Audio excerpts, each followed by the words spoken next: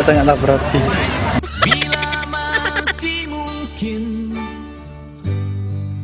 kita menorehkan bakti, diputar, dijilat, alamu. dan hati tulus ikhlas.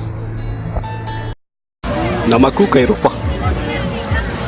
Aku bekerja di sebuah perusahaan yang bergerak di bidang konstruksi engineering. Dan di mana kala itu aku diterima di situ adalah sebuah penghargaan terbesar bagiku. Karena ya itulah harapan tertinggiku dalam karir.